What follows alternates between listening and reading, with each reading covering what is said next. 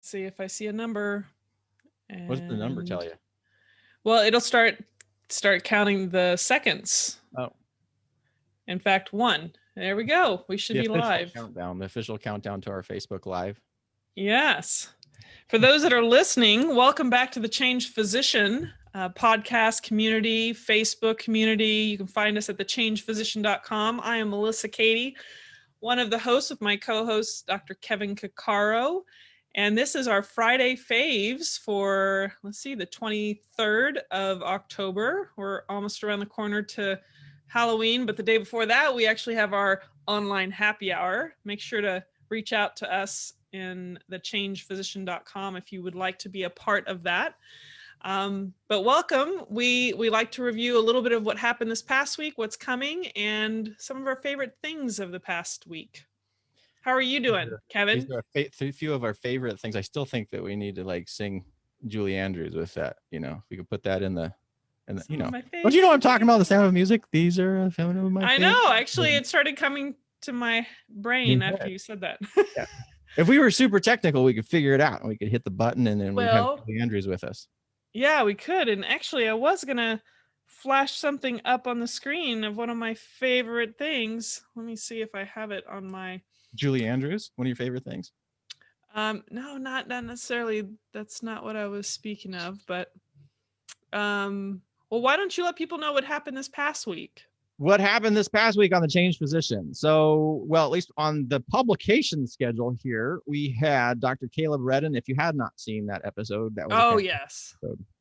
That was we have not had anything but stellar guests for we've never had a non-stellar guest, but that one was that was a fun episode to do, and it was one of those things where it sort of reveals your biases. We all have biases. We have these little perception lenses, and we see people and we immediately make judgments. This will lead into one of my favorite things this week. But and so Dr. Redden, also known as Doc Thor, very muscular guy, looks like he should be an orthopedic surgeon.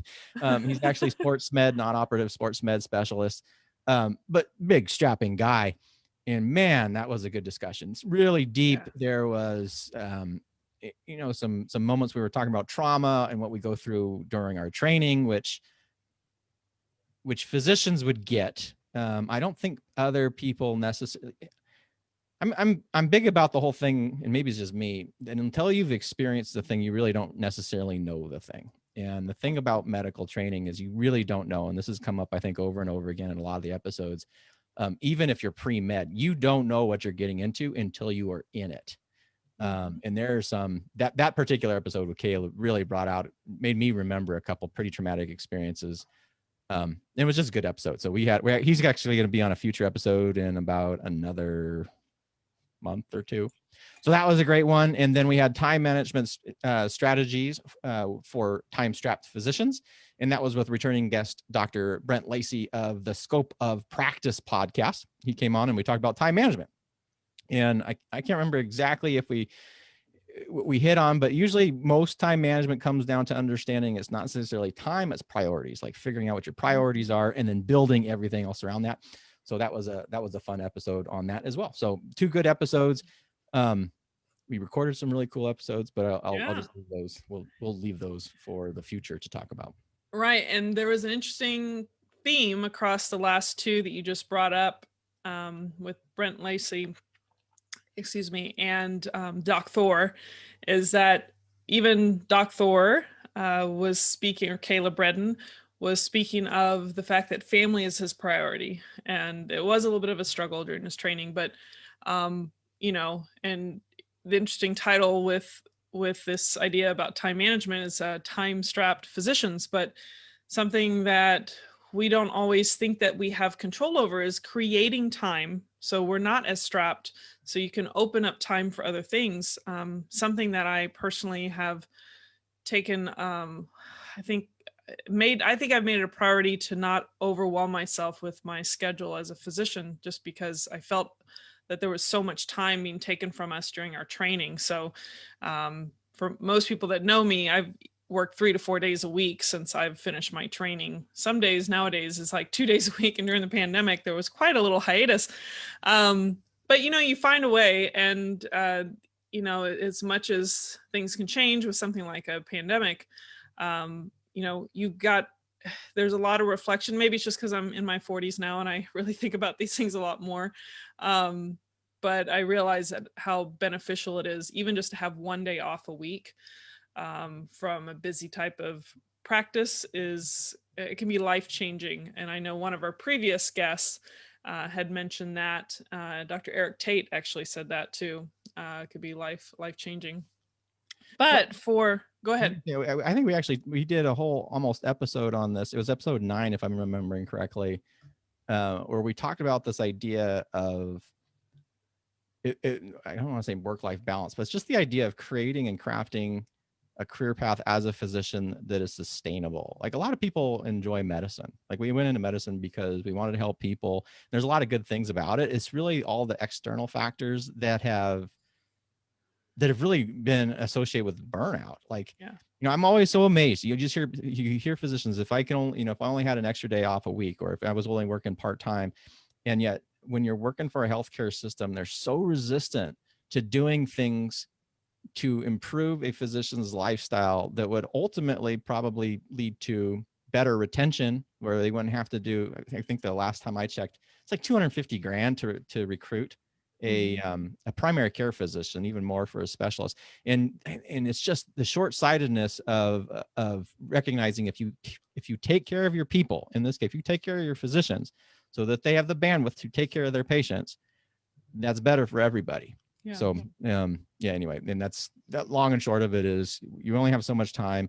Rather than kind of killing yourself and thinking that in the future it's going to get better, is what can you do in this moment to make your life better for you and sustainable. So we did a whole episode on that. And and I think there was some comments before about time. You can't, when it comes to investing in money, you can make money grow, but time, once it's gone, it's lost. And we don't know, how long that life is. And it sounds so, it doesn't sound like most people don't want to hear that. But the reality is that, investing in time, you've got to be smart with your time and really make sure the priorities are figured out. But so what is your Friday fave, Kevin? So my Friday fave for today is an author, and it's Heidi Grant Halverson, who's a psychologist. So I should say Dr. Halverson, who I think she's at Columbia. I should have remembered this off the top of my head. And I was looking for a good book because I remember, I think my last Friday faves, I was talking about mistakes were made, but not by me, which was the Tavris and Aronson book on cognitive biases, which is fantastic. And I was really hungering for a book. I bought a total dud. Got an email newsletter and someone referenced the thing, and I'm like, okay, that looks kind of interesting. It's on learning. I'm really into, like, how do you actually make learning easier, and how do you teach better? And the book sucked. I was so disappointed. Oh no. Total waste, like an absolute waste. It's like one of these people publish a book just to say they publish a book. This is one of those ones, and I was so disappointed. So I was looking at it. I'm like, well, I got to find something. And I've had a couple of her books. And what I like about them is she's a good author. She takes complex information and simplifies it, which is a certain skill set that not a lot of people have. They're well referenced, which is a big thing for me, because I want to see where people are. Don't just tell me something. I want to see it cited, and I want to know the studies. And then sometimes I'll pull those studies to verify. And just good. So she's written a number of books, and the one that I was reading today, I was rereading, which I had bought in an airplane or an airport bookstore in 2015. And it was a 2.5-hour flight home. I read the entire book on the plane. It was called, oh my God, I'm blanking out on the name. It was about perception. It's, oh shoot. Now it's my Friday fave. I should remember this. People don't understand you, or something like that. People don't understand you. Yeah. Halverson, and it was no one understands you and what to do about it. And it's all about perception. Yeah. And it was so good because, she brings up biases, which we've talked about biases on the show before. We've talked about, how these heuristics and rules of thumb that your brain uses to be more economical and efficient with things, really snap judgments, how those kind of work, how perception has 2 phases to it, what matters. And she brought us all the really awesome cognitive psychology, which I enjoyed. and just talks about like, what do you need to do to create the impressions that you want? Because we all think that people understand us and know where, and what the data shows over and over again is actually nobody understands you. And unless you're really blatant, everybody comes from the frame of what they think that you're thinking, which is usually wrong. One thing that she really hammered in that book, which was, that whole idea of first impressions matter. People have heard that for decades and decades and decades. Well, psychologically, that's really true, that those first impressions that people have are pretty much unconscious. They're automatic in a lot of ways, and they're extraordinarily difficult to change. So if you are meeting someone new or you're going into an important scenario, it is really, really critical to create the first impression, really craft the first impression that's important to you. What do you want? And then the rest of the book talks about other things, like how you can kind of, you have to invest like 10 times the effort to change a first impression. Anyway, it's really good. So. Yeah, no, that makes me think. I mean, you think about how, oh God, there's so many ways you could start talking about that, but even in the state of sensationalism in this country, and how news and other things that are spread around and people's immediate knee-jerk reactions, or there's so much that can play into that. What are you going to say? Well, just the thing that irritates me is in this day and age, everybody thinks that they control their thinking so well. Like if I hear anybody say, I'm not prejudiced, I'm not biased at all, like you are an idiot. And you're the person I need to worry about, because it's the brain operates by prejudices and stereotypes and biases. That's how you navigate every single day. Yeah. And to say that you don't have any is absolute ignorance.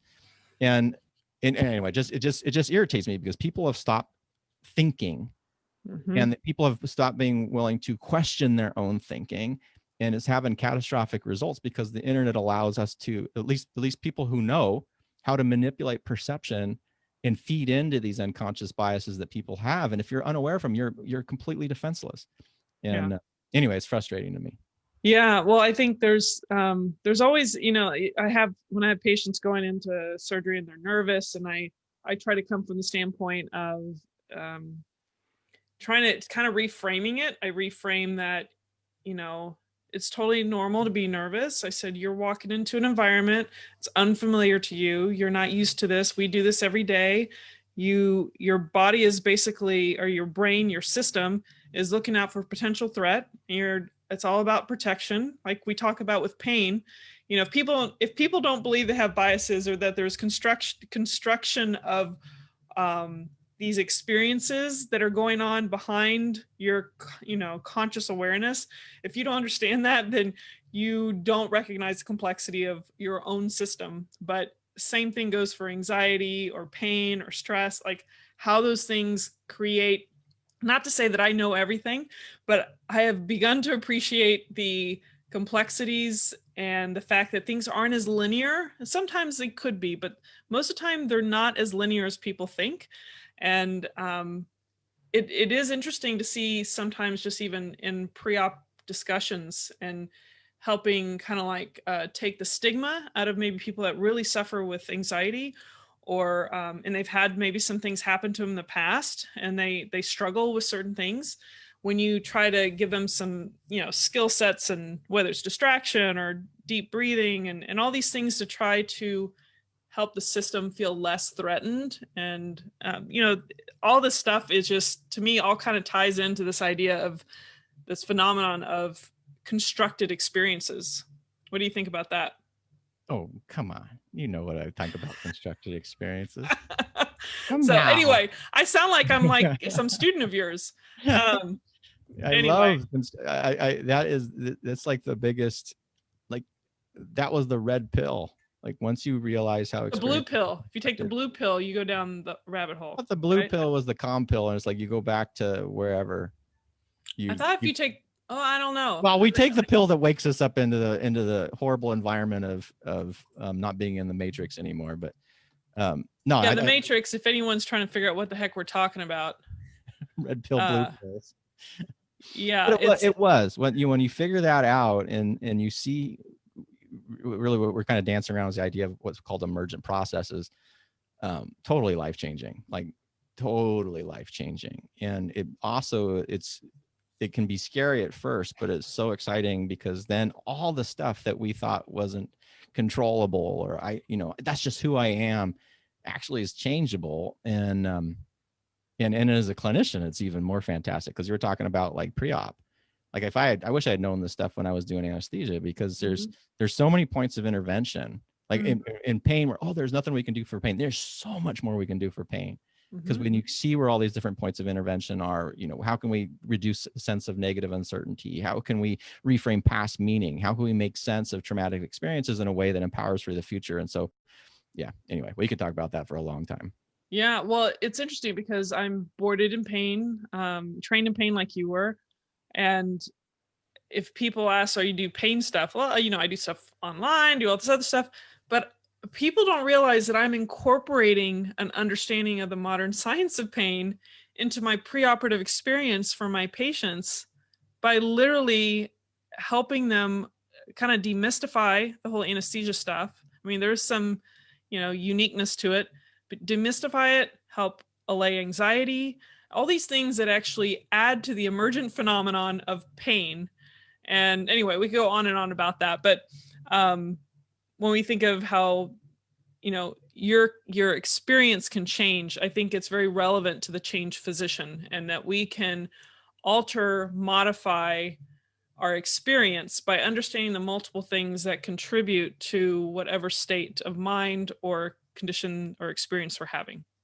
Yeah, and really the perceptual shift, which we have Yep. talked about. Again, that's the idea about a change position, is instead of feeling trapped by a system where you have no choice, is recognizing that you do have a choice. Sometimes Yeah. they may not be easy choices, but simply that act of recognition, choosing to stay rather than feeling forced to stay, or reframing a difficult interaction, has huge implications on your health. And I'm just going to call it health rather than psychological or physical health, because it's actually both of them. Hmm. But really, really key in being able to pause, take a, generate, the Viktor Frankl thing, between stimulus and response there lies a space. And awareness and understanding of these principles really grows that space and allows you to make mindful decisions. And man, that's powerful stuff. Yeah. Viktor Frankl's Man's Search for Meaning Viktor Frankl's Man's Search for Meaning. was a Most, good little I, book. well, I always assume people know that because, Not everyone. I, yeah, I know. And well, that's another bias, right? Is we make the assumptions that people know what we know. Hmm. And for physicians, that's particularly dangerous, because Hmm. all the stuff that we think is super easy, that we perhaps learned first year of medical school. Well, we learned that in first year of medical school, and people who didn't learn it. Yeah, so I guess, thanks for calling me out on that, because I should have said Viktor Frankl, the psychiatrist, the Jewish psychologist or psychiatrist who was in a Jewish concentration camp, who had actually been studying this kind of meaningful existence before, and then used his experiences in the concentration camp to basically further his research. And that's a book. That's one of my books that I would recommend everybody should read, is Man's Search for Meaning. It's really, really powerful. Yeah. No, totally agree. I had something else I was going to say. Any other Friday faves for you? No, I think that's, I could always have Friday Face, but I think that's the biggest one, because I was so Okay. excited about books. Yeah. Okay. Well, I did finish my Dr. Shillcutt, Between Grit and Grace. That was, if you just kind of, want that. Oh, I've got my little Wonder Woman in the back there. If you want to feel like empowered as a woman, I mean, anyone can read it, but I think there's really a place for helping us recognize how much we need other women in our life. As much as we try to like do it all, be it all of those things.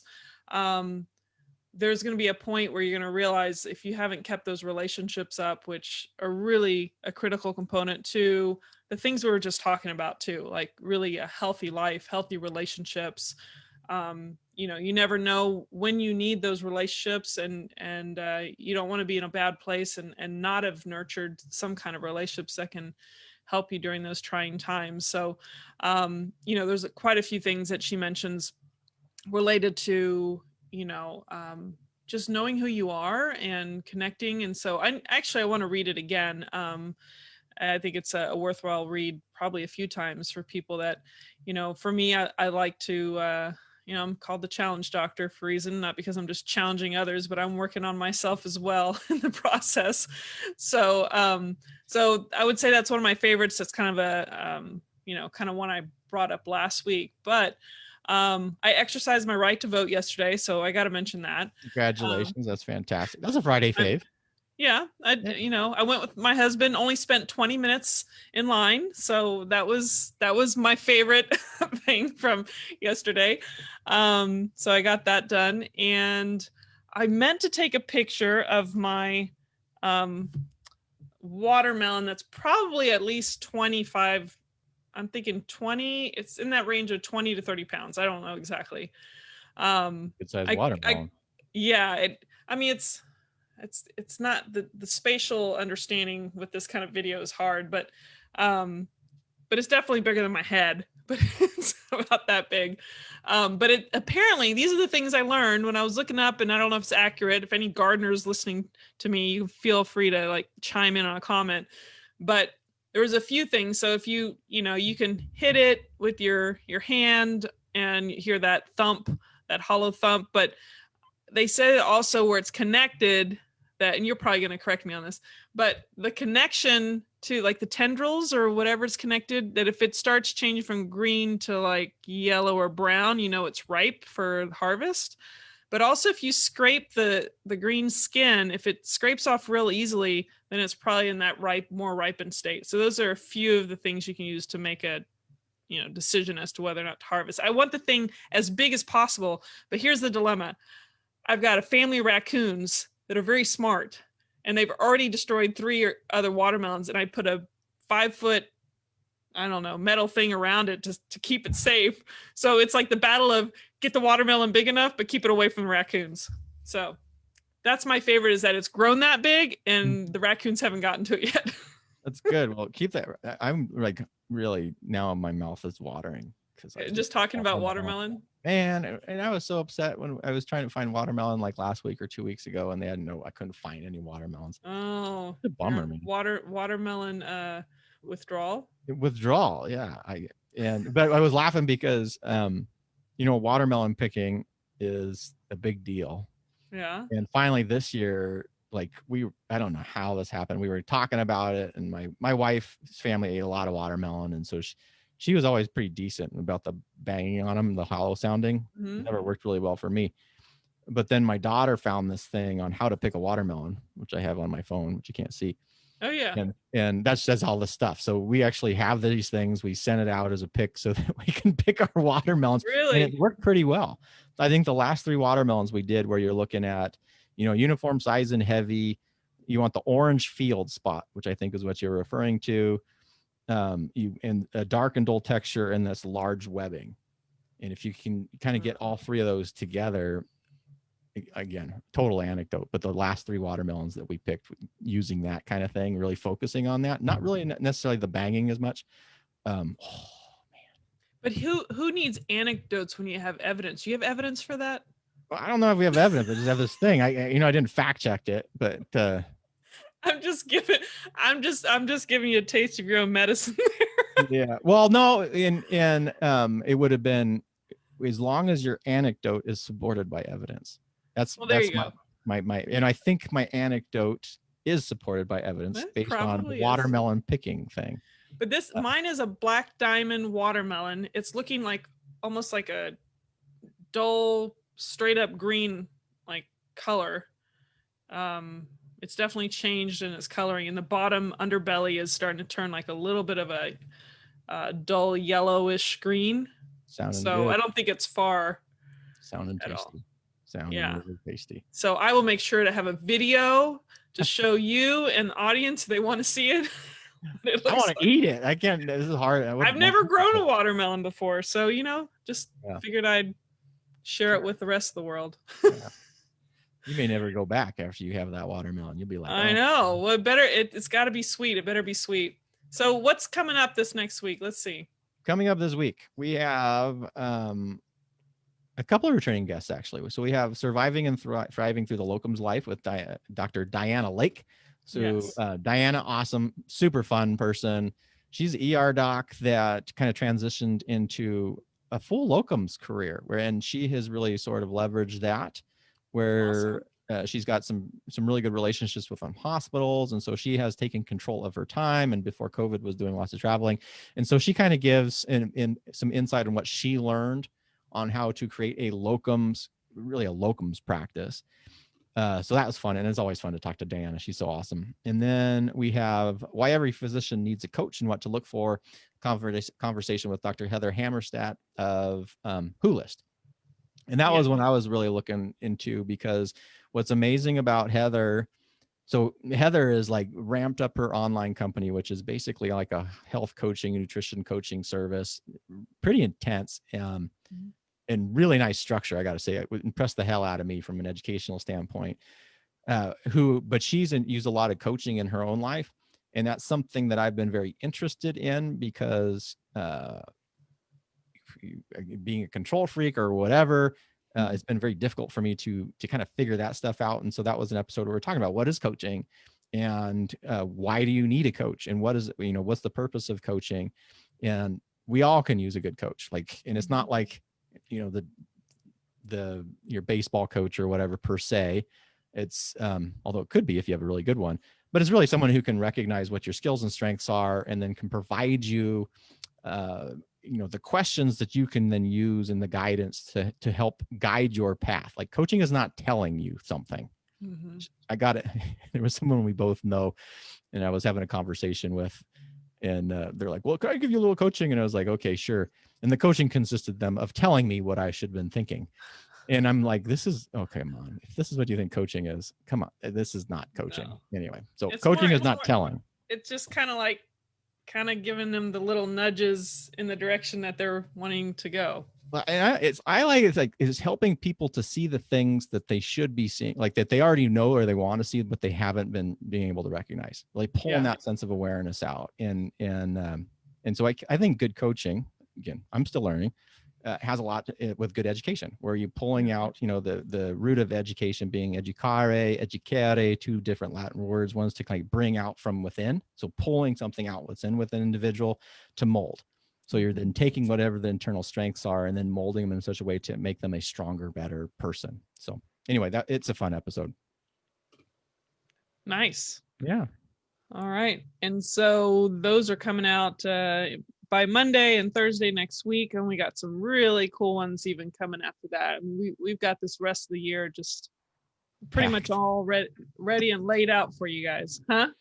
It's packed. Yeah, I'm looking It at is it. packed. It is packed. Yeah, And and I'm looking forward to, looks like if things stay as they do, we might have a little bit of a January oriented health, well, like health and wellness, or I would say healthy fitness diet kind of theme, which I healthy think diet for sure. healthy And diet for sure. yeah, some really cool guests on. January is going to be interesting. If you're interested in diet, and nutrition, and really what to eat, uh, Hmm. January on the Change Physician will be the place to be, because we have, that's the theme. We have some really cool guests who are going to be talking about and some of them are really, it's fun. Like one of them, I don't think we even talk much. Me or you, we barely got the questions. They just took off No, they just knew what to and went on. say. It was, They're well seasoned. they're well seasoned. Yeah, these are names that are well known throughout not only the country but the world. We feel very, um, grateful for just this amazing community of people we're building together. That is, they're just a lot of physicians that have created their own lives and gone a path that wasn't traditional many times, and but making a huge impact. So this is just super exciting, very much in alignment with what Kevin and I are trying to do on our own end, and bringing some of these people together is just kind of cool, especially some that may not have met each other if it wasn't for just the way that we're collaborating. So Yeah. pretty And awesome. and those, the other cool thing about those particular episodes that are coming up was, we all know that there's so many negatives about the healthcare system, and then you can either complain and say, well, there's nothing I can do. These are people who actually did something. And they did it either in the system through some pretty fantastic research, or they did it out of the system. In particular, one physician, I'm not going to name names, how they leverage the internet. And so really cool stuff, and how to make a really profound difference in the health of people, like really foundational health. So pretty cool stuff. Yep. Totally agree. All right. All Well, right. Go ahead. Lead us out. Lead us out. Lead us out. Yeah. All right. Well, folks, this is the Change Physician Podcast. I'm your host, Dr. Kevin Cuccaro, with my wonderful and fantastic and amazing co-host, Dr. Melissa Cady. And we are having a ball. We will be having our Change Physician Friday Faves next week, followed with the happy hour. So please join us then. And until next time, stay well. Check in with us on the Change Physician. And I guess we'll see you next week. Next week. See ya. folks.